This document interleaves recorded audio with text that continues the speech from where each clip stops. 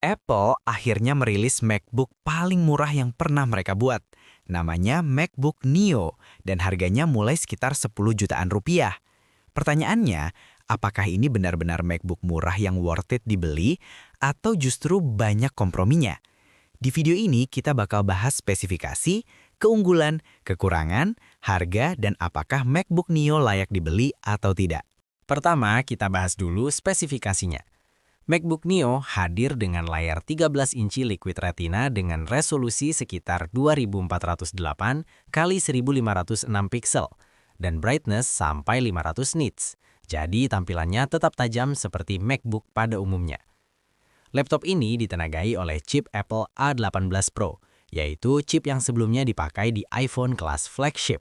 Untuk memori, MacBook Neo menggunakan 8 GB Unified Memory dengan pilihan SSD 256 GB atau 512 GB.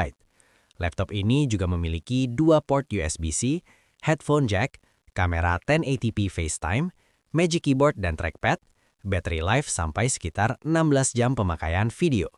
Secara desain, MacBook Neo juga hadir dengan warna yang cukup unik seperti silver, indigo, blush, dan citrus. Sekarang kita bahas keunggulan MacBook Neo.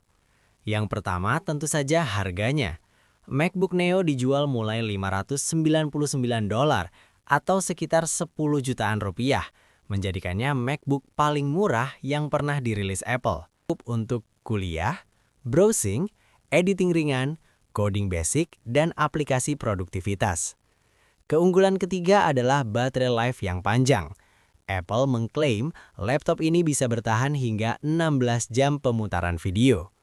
Dan yang terakhir adalah desain premium khas Apple dengan bodi aluminium yang ringan sekitar 1 feature proof. Apalagi MacBook terbaru sekarang banyak yang sudah mulai 16 GB sebagai standar. Yang kedua adalah chip A18 Pro bukan chip Mac.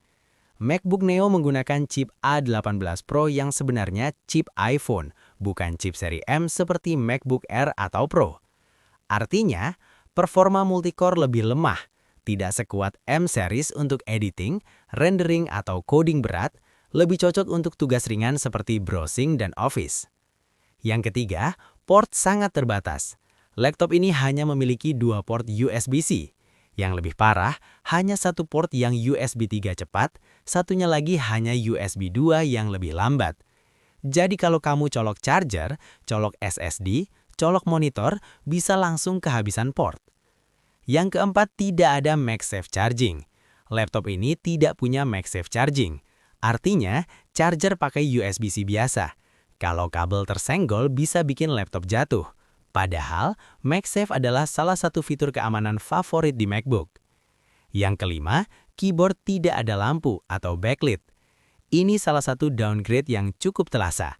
Jadi kalau kamu kerja di tempat gelap, ngetik malam hari, keyboardnya akan susah terlihat. Yang keenam, Touch ID tidak ada di versi termurah.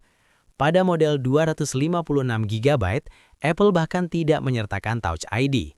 Artinya, login harus pakai password, tidak bisa unlock cepat dengan sidik jari. Fitur ini baru ada di versi storage yang lebih mahal.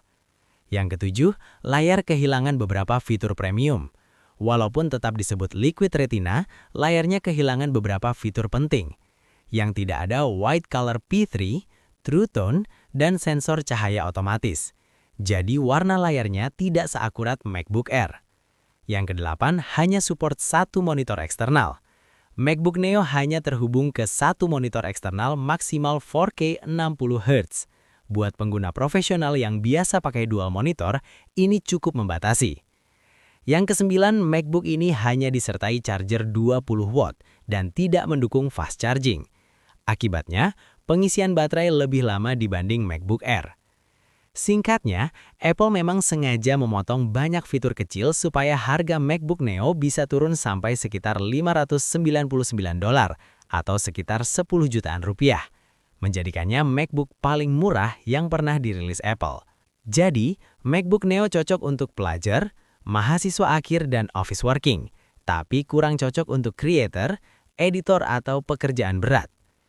Jadi kesimpulannya, kalau kamu butuh MacBook untuk kuliah, kerja ringan, browsing, dan konsumsi konten, MacBook Neo bisa jadi pilihan yang sangat menarik karena harganya paling murah di lini MacBook.